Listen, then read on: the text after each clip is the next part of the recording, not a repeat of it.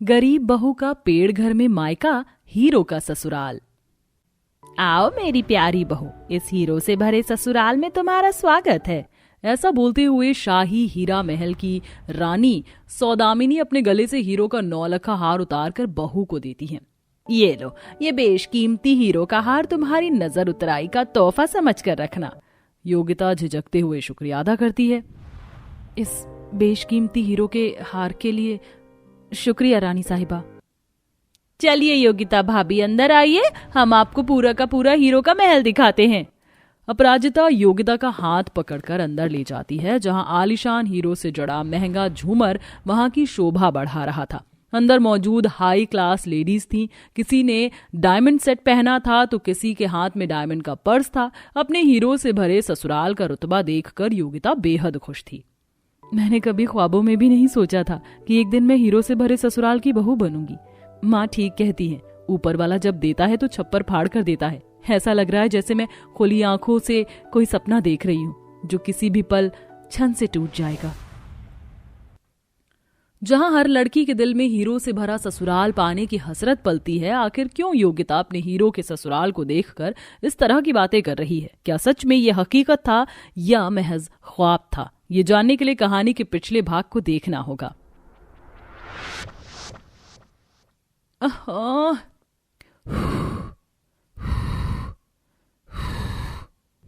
हे अग्नि देवता, दया करो, आज सुलग जाए।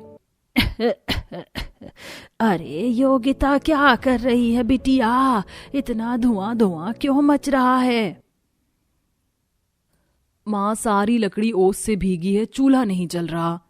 अरे तो थोड़े सूखे पत्ते डाल दे, आग लहक जाएगी। क्यों दम घोट रही है? माँ, सूखे पत्ते तो खत्म हो गए, मैं बाहर से लेके आती हूँ। योगिता जैसे ही पेड़ घर से बाहर जाने की बात करती तो गरीब बुजुर्ग तुलसी का रुआं सिहर जाता है। अरे पागल हो गई है क्या? पूरे जंगल में अंधेरा छा गया होगा, जंगली जानवर घूम रहे होंगे, क्यों जान का जोखिम उठा रही है? मैंने पेड़ घर के बाहर मशाल लगा रखी है, थोड़े से सूखे पत्ते चुनकर लौट आऊंगी। रात को ठंडक में आग जलने का जुगाड़ भी तो चाहिए। ऐसा बोलकर योगिता पेड़ की जड़ों में बसे सीढ़ी से बाहर आती है और जलती मशाल लेके आगे बढ़ती है। ठंड के मौसम के चलते जंगल में घना कोहरा छाया था। चारों तरफ पुराने पेड़ थे। रह रहकर जंगली जानवरों की आवाज आ रही थी। रात होते ही जंगल में कितनी ठंड बढ़ जाती है।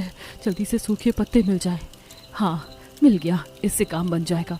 ऐसा बोलकर योगिता जैसे ही पेड़ के थोड़ा और करीब जाती है तो खोखले हिस्से में तगड़ा सा तेंदुआ बैठा होता है। हे भगवान, अगर मैं जरा सी भी हिली डुली तो ये तेंदुआ मुझ पर कूद पड़ेगा। दिमाग से काम लेना होगा। योगिता सतर्कता से पैर पीछे करती है, मगर आहट भर से तेंदुए के कान खड़े हो जाते। वह तेजी में पेड़ घर की तरफ भागती है। तेंदुआ के नाखून से उसे खरोच आ जाती है। वह हांफते हुए पेड़ घर में घुस जाती है। उसे जख्मी देखकर तुलसी और बूढ़े लखन का दिल बैठ जाता है। ए भगवान, योगिता तेरे हाथ खूनम खून क्यों है? मना किया था मैंने तुझे कि मत जा बाहर इस जंगल में। रात में निकलने का मतलब मौत को दावत देना है। ओह, अगर आज हमारे हालात ऐसे ना होते तो हमें इस पेड़ की जड़ों में नहीं होना पड़ता, तो भी अपने ससुराल में होती। मैं तुझको लेप बना कर लगाती हूँ।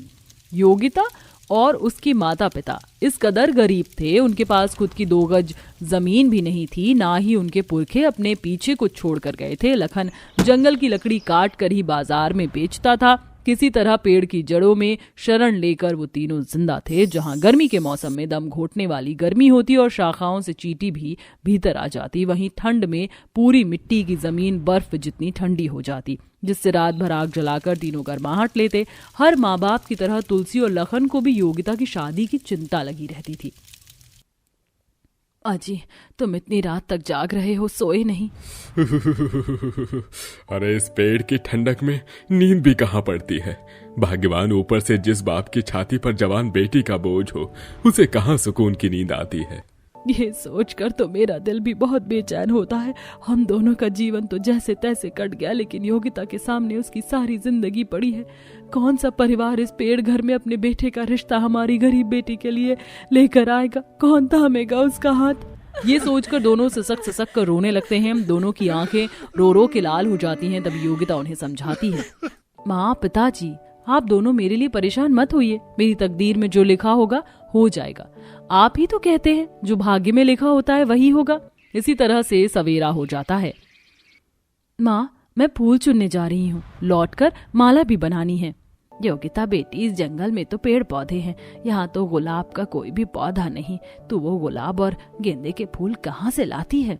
अरे माँ, तुमने वो हिस्सा नहीं देखा? वो दूर है तालाब किनारे। मैं तुम्हें साथ ले चलती हूँ, मगर तुम थक जाओगी, मैं जाती हूँ। कुछ देर में योगिता दबे पांव उस हीरो के महल के फूल के बागान में पहुंच जाती है, जहाँ रंग बिरंगी फूल खिले थे और भंवरे मंडरा रहे थे। इससे पहले कि इस महल का कोई द्वारपाल या सैनिक मुझे देख ले, जल्दी जल्दी फूल तोड़कर जंगल लौट जाऊंगी। वैसे इतना सुंदर महल किसका होगा? तभी राजकुमार वीर योगिता को देख लेते हैं। कौन है वहां? सामने आओ। इससे पहले कि वीर योगिता को देख पाता, वो जंगल की ओर भागती है। वीर अपने घोड़े से उसका पीछा करता है। ठहरो, कौन हो तुम? मैंने कहा रुको।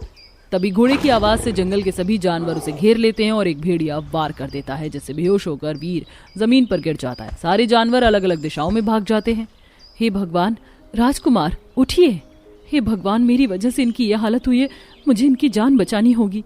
योगिता वीर को पेड़ घर में लाकर मलहम पट्टी करती है और रात होने पर उसे होश आता है। मैं कहाँ हूँ? ये कौन सी जगह है? घबराइए नहीं राजकुमार, ये मेरा पेड़ घर है, आप यहाँ महफूज हैं। योगिता की सादगी भरी सूरत और मधुर आवाज पर वीर मोहित हो जाता है।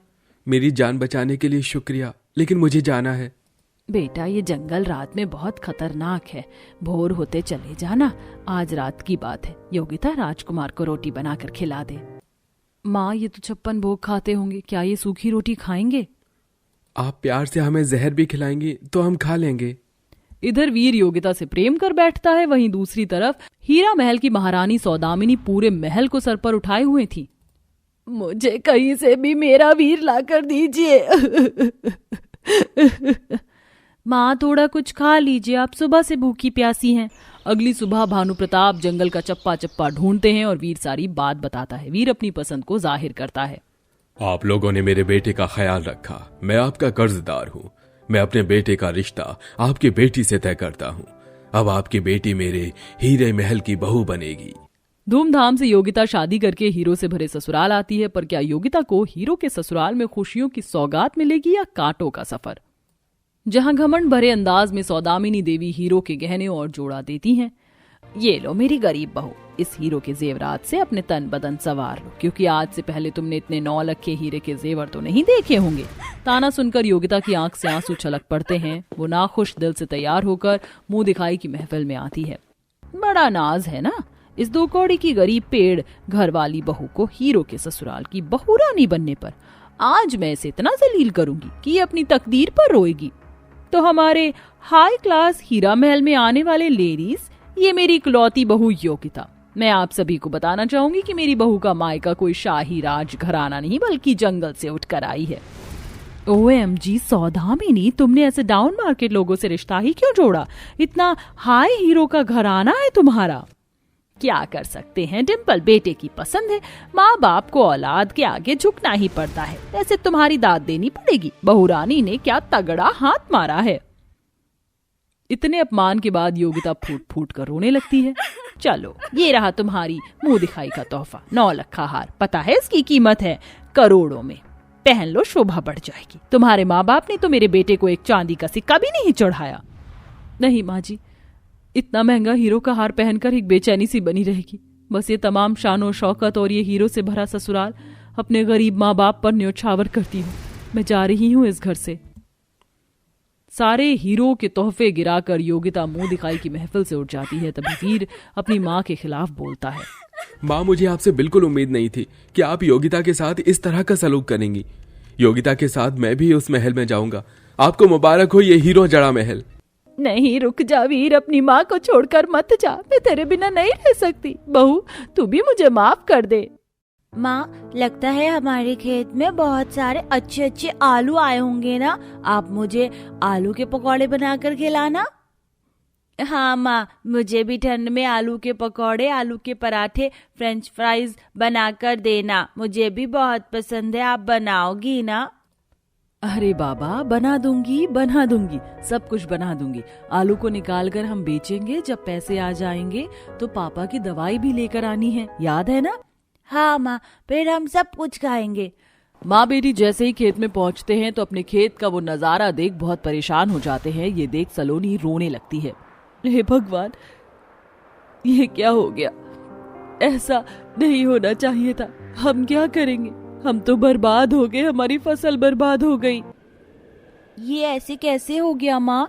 कल तो यहाँ सब कुछ ठीक था और एक ही रात में सब कुछ खत्म हो गया। अब पापा की तबीयत कैसे ठीक होगी? मुझे तो कुछ समझ नहीं आ रहा। आखिर सलोनी के आलू की खेती को एक रात में ऐसा क्या हुआ होगा जिस वजह से उसकी परेशानियां बहुत ज्यादा बढ़ गई हैं। अब इसका सामना वो कैसे करेंगे? आइए जानने के लिए कहानी में कुछ समय पीछे चलते हैं, जहां नरेश गरीबी में भी जैसे तैसे अपने परिवार को ठंड से बचाने की कोशिश करता है और उनके लिए आलू की खेती में जी तोड़ मेहनत करता है।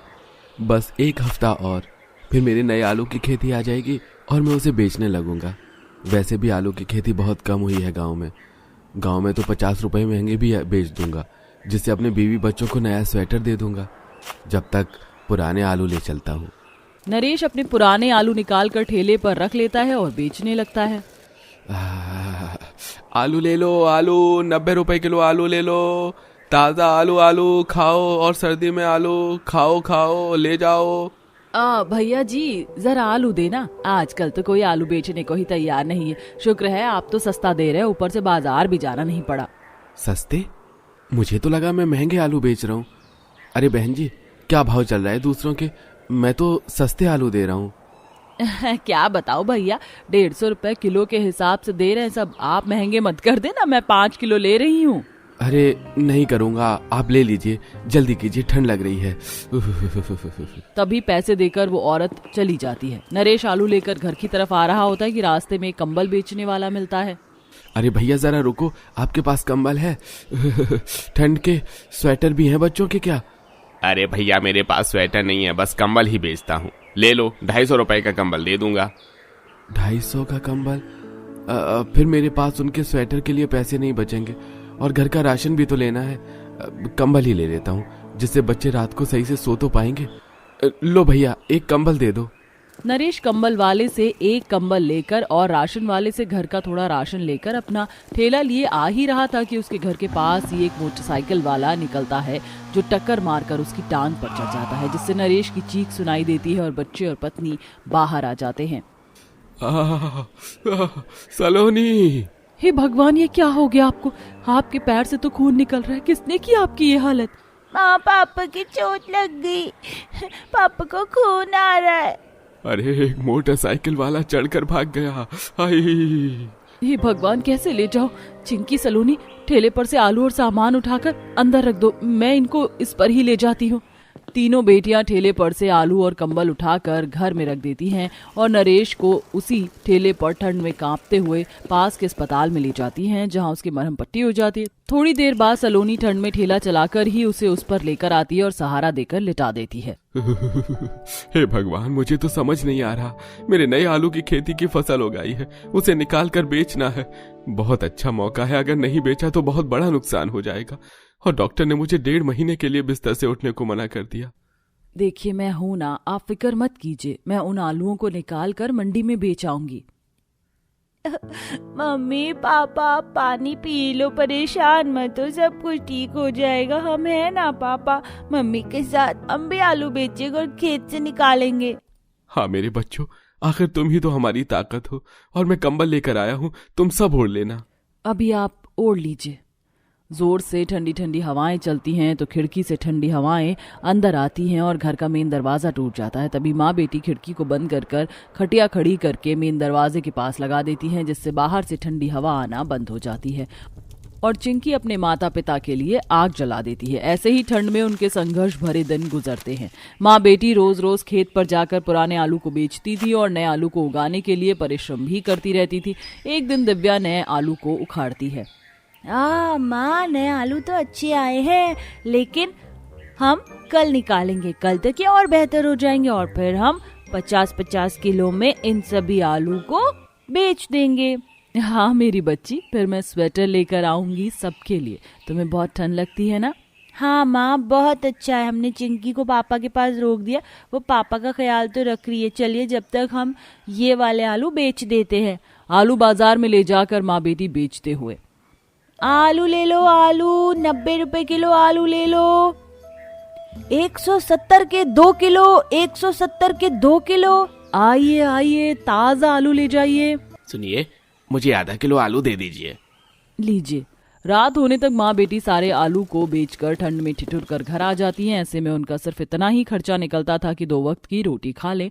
सो जाने के बाद रात में इतनी बर्फबारी होती है कि गरीब माँ बेटी की सारी आलू की खेती बर्बाद हो जाती है और अगले दिन वो बहुत खुशी के साथ आलू के खेत में पहुंचते हैं, लेकिन सभी आलू की पैदावार को खराब देख रोने लगते हैं। तभी पल्लवी भी आलू खींच कर निकालती है। माँ, अब क्या होगा? हमारे तो सारे आलू खराब हो गए और आज तो घर में सब्जी भी नहीं, हम क्या खाएंगे? मुझे कुछ समझ नहीं आ रहा है, क्या करें। घर चलो, यहाँ कुछ नहीं बचा। जाने से पहले दिव्या को एक ठंड में ठिठुरता हुआ सफेद चूहा नजर आता है, जिसे वह अपने हाथ में उठा लेती है। माँ, ये सफेद चूहा बहुत कांप रहा है, हम इसे ले चलते हैं। यहाँ ठंडी बर्फ में तो नहीं छोड़ सकते। हाँ चलो। कुछ देर बाद दोनों माँ बेटी आलू की खेत से उस चूहे को लेकर घर आ जाती हैं और जलाई हुई आग के पास रख उसके गर्म हाथ से सहलाती हैं। उसके ऐसा करने पर सफेद चूहा होश में आ जाता है। तुम्हारा बहुत बहुत शुक्रिया लड़की, तुम्हारी वजह से मैं ठीक हो गया, वरना वही आलू की खेत में बर्फ में जमा रहता और मर जाता। चूहे की आवाज सुन सबके सब हैरान हो जाते हैं और चिंकी डर कर माँ के पीछे छुप जाती है। माँ, ये नहीं हो सकता, वो देखो, वो चूहा बोल रहा है। हाँ, पर चूहा बोल कैसे सकता है? अरे आप लोग मुझसे डरो मत, मैं बहुत अच्छा हूँ, मैं जादुई चूहा हूँ, इसलिए मुझे बोलना आता है। आपने मेरी मदद करी, इसलिए मैं अब आपकी मदद करूँगा। आप आलू की खेती से परेशान है ना? अब देखो आपकी खेती को क्या करता हूँ। कालू भालू उनके आलू खेत में आ जाए, चमत्कारी आलू, जो कोई खा जाए तो कभी खत्म ना हो वो आलू। सफेद चूहे के कहते ही उन गरीब माँ बाप का खेत जादू ही हो जाता है। अरे हम कैसे मान ले? तुम्हारी वजह से मम्मी पापा का आलू का खेत अच्छा हो गया होगा, वो तो देखना ही पड़ेगा ना जाकर। हाँ, तुम देख लेना। फिलहाल मुझे ठंड के मारे भूख लग रही है। रात से मैं आलू खाने गया था, लेकिन तभी इतनी बर्फबारी हुई कि मैं बड़ी बड़ी बर्फ से वहीं दब कर रह गया। कुछ खिला दो, आलू ही खिला दो। अरे हमारे घर पर टोकरी में 3 आलू रखे हैं, जरा दे दो। तभी चिंकी आलू लाकर देती है, जिसे खाकर चूहा खुश हो जाता है और उसकी बात को सच या झूठ जानने के लिए उस चूहे को लेकर सलोनी और उसकी बेटियां आलू के खेत पहुंचती हैं, जहां सच में नए आलू की खेती थी। दिव्या जैसे ही एक आलू का पौधा निकालती है तो उधर चमचमाती बड़े बड़े आलू थे और उसके निकालते ही आलू का नया पौधा आ जाता है।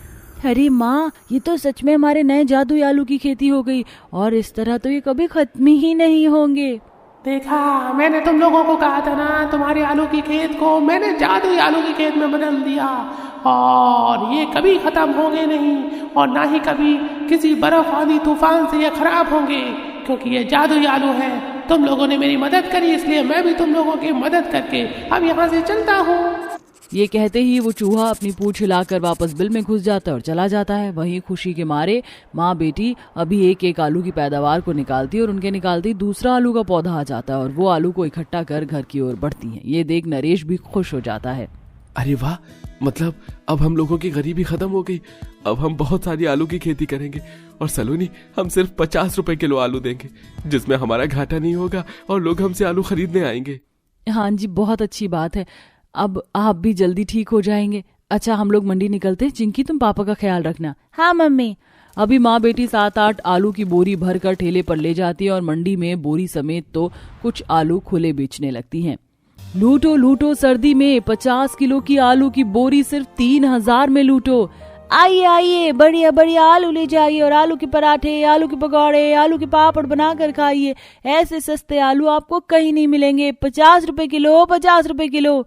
अरे बाप रे, 150 रुपए किलो आलू, मंडी में 50 रुपए किलो आलू, इतने सस्ते? अरे भाई, सच में लूट लो। ये सुनते ही आधा बाजार उन गरीब माँ बेटी के पास सिर्फ आलू खरीदने के लिए पहुंच जाता है, जहां माँ बेटी भी आलू देते देते थक जाती हैं। कोई पूरी पूरी बोरी ले जाता है तो कोई सिर्फ 5-5 किलो आलू। पूरी सर्दी उनकी ऐसे ही बिक्री चलती है, जिससे वो अपने घर में हीटर और गर्म स्वेटर ले आते हैं। साथ ही नरेश का पैर भी ठीक हो जाता है और अब वह भी जादुई आलू की खेत से आलू निकाल कर लोगों को सस्ते दाम पर बेचता है, जिससे उनकी जिंदगी बदल जाती है।